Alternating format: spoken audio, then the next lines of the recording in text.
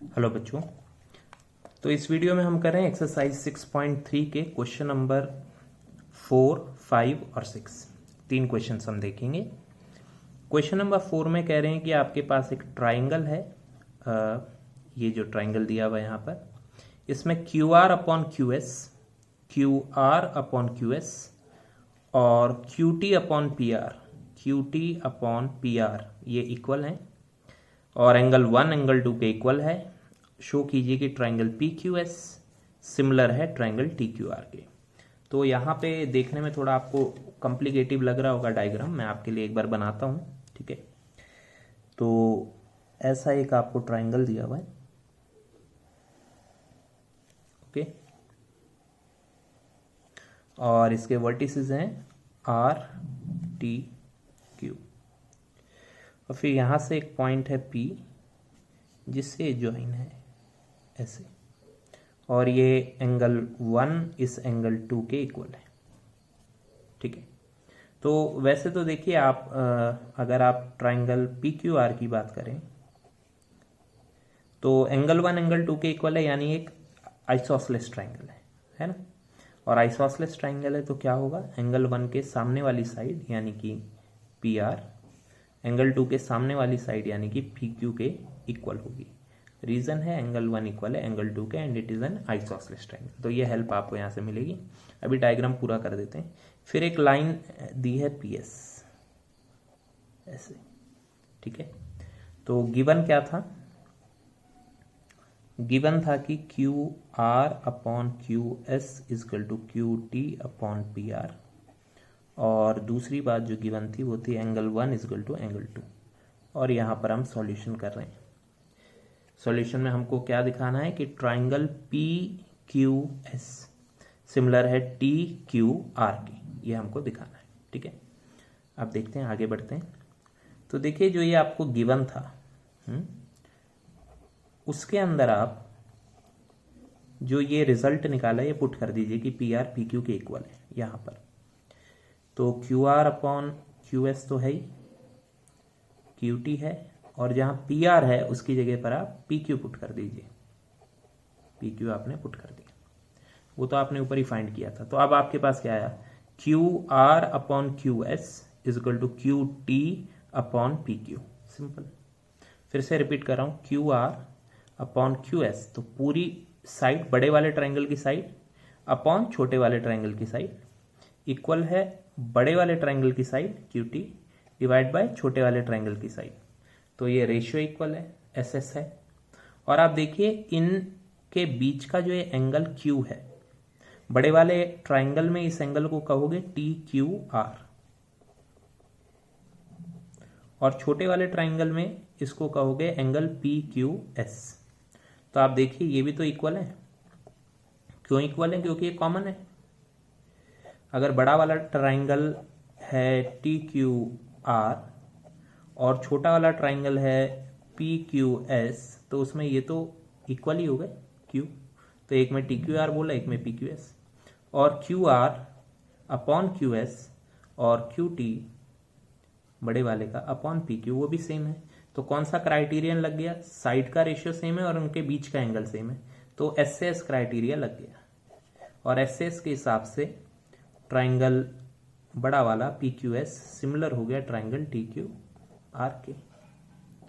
समझ आया, एकदम सिंपल। आगे बढ़ते हैं। तो अब हम देखेंगे इसका क्वेश्चन नंबर 5। अगर लिखा नहीं था तो पॉज करके लिख लीजिएगा। S and T R points on the side P R and Q R of a triangle P Q R. तो सबसे पहले तो मुझे एक ट्राइंगल पी क्यू आर चाहिए।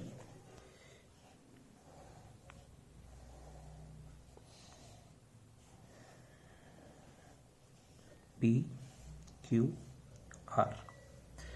फिर इसके बाद इसने कहा S and T R points on side P R and Q R. तो पी आर पे एक पॉइंट है एस और क्यू आर पे एक पॉइंट है टी, ठीक है। एनसीईआरटी आप भी लेकर बैठे ही होंगे। और यहां पे कहा जा रहा है कि angle P is equal to angle R T S. Angle P, this angle is equal to angle R T S. इसको मैं इसको 1 बोल देते हैं, इसको 2 बोल देते हैं, ये इक्वल है। शो करना है, पहले यहाँ लिख देते हैं गिवन क्या है। गिवन है कि angle P is equal to angle RTS, और शो क्या करना है, शो करना है triangle RPQ similar to triangle RTS, similarity दिखानी। ठीक है बेटा, देखते हैं। RPQ तो आपको दिख ही रहा है, मैं एक बार अलग से बना देता हूँ। लेटेस्ट से ये आपका RPQ है, अलग कर दिया मैंने, छोटा सा यहाँ बना दिया, और ये आपका RTS है। ठीक है, अब दोनों में क्या क्या सेम है, देखो ये जो P है ये इसके बराबर है, पहली चीज तो ये तो गिवन ही है, ये इसके बराबर है। तो मैं लिखता हूं कि in triangle RPQ and triangle RTS angle P is equal to angle RTS, ये तो गिवन ही है। तो एक बात तो ये हो गई। दूसरी बात, दोनों में क्या सेम है, एंगल R दोनों में सेम है, इधर भी, यानी ये वाला एंगल। तो हम कह सकते हैं बड़े वाले ट्राइंगल में इसको कहेंगे PRQ, एंगल PRQ, और छोटे वाले में कहेंगे TRS। एंगल TRS के सेम है, क्यों सेम है, कॉमन है। ठीक है, तो अब दोनों ट्राइंगल्स में दो एंगल आपके सेम आ गए हैं, है ना। तो AA क्राइटेरिया लगकर दो एंगल सेम आने पे भी सिमिलर हो जाता है, AA क्राइटेरिया लग जाता है। तो AA क्राइटेरिया के बेस पे हम कह सकते हैं कि RPQ सिमिलर है RTS के। पॉज करके नोट करिएगा, बड़ा सिंपल सा क्वेश्चन था, छोटा सा क्वेश्चन था। तो अब हम बढ़ते हैं क्वेश्चन नंबर 6 की तरफ। क्वेश्चन 6 में कहते हैं कि फिगर 6.37 देखिए। इस फिगर में बना देते हैं आपके लिए फिगर।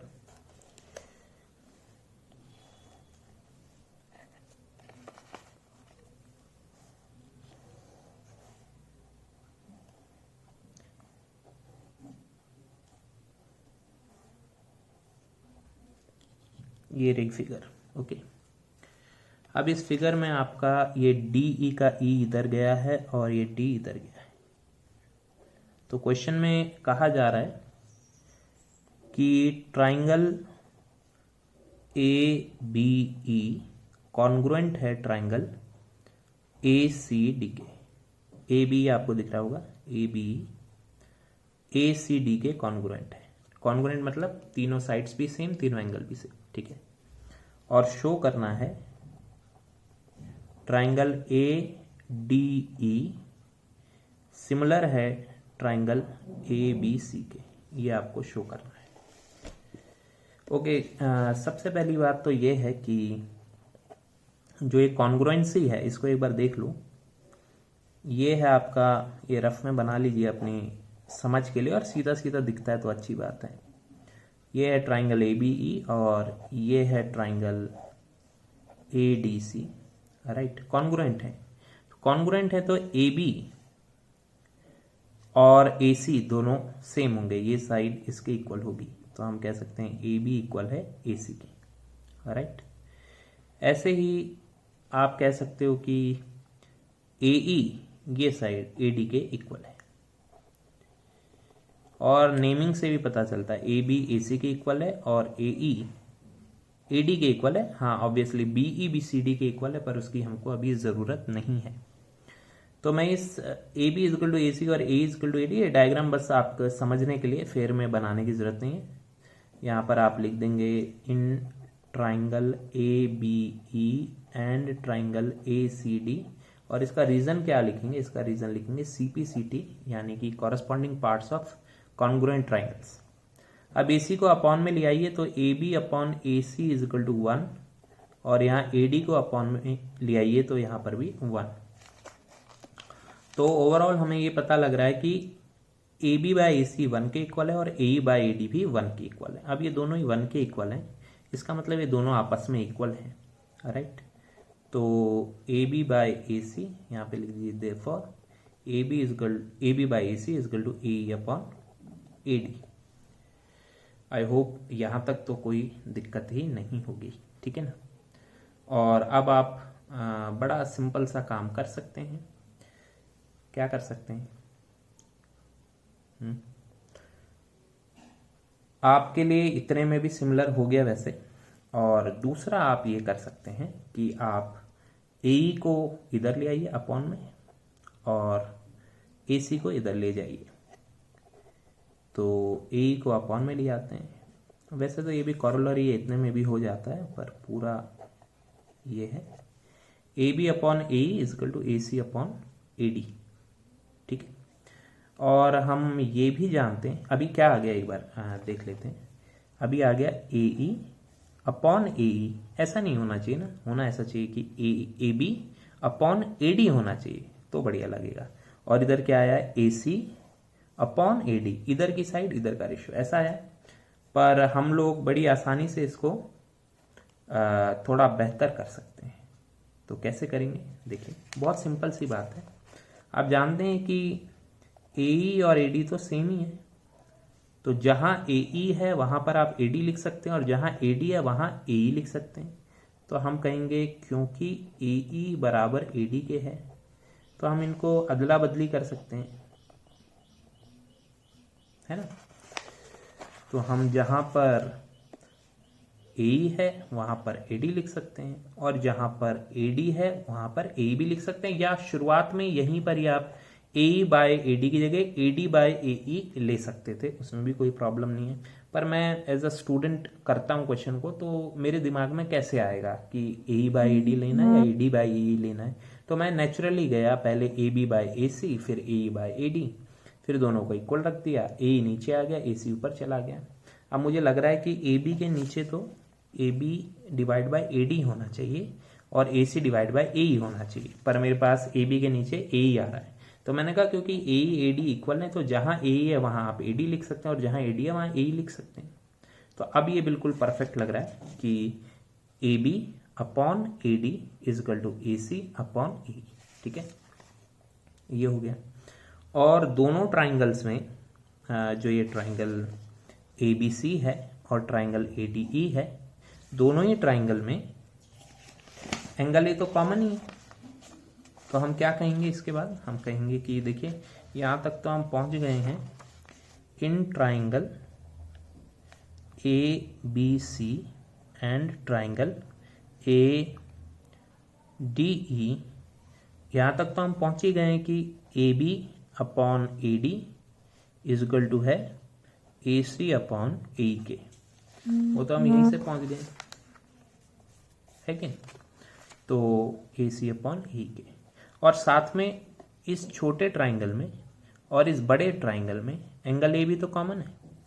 तो आप ये भी कह सकते हैं एंगल डी ए ई यानी एंगल इक्वल है एंगल बी ए सी के। कोई प्रॉब्लम नहीं है, D A is equal to B A C. तो इससे इवेंचुअली हुआ क्या? हुआ ये कि साइड्स का रेशियो सेम आ गया, A B upon A D is equal to A C upon A आ गया, और दोनों एंगल्स भी सेम आ गए। तो इसको कहते हैं एस से एस क्राइटेरिया, है ना। साइड्स का रेशियो सेम है और बीच का एंगल भी इक्वल है, तो इसलिए हम कह सकते हैं ट्राइंगल ए डी ई और ट्राइंगल ए बी सी दोनों ही सिमिलर है।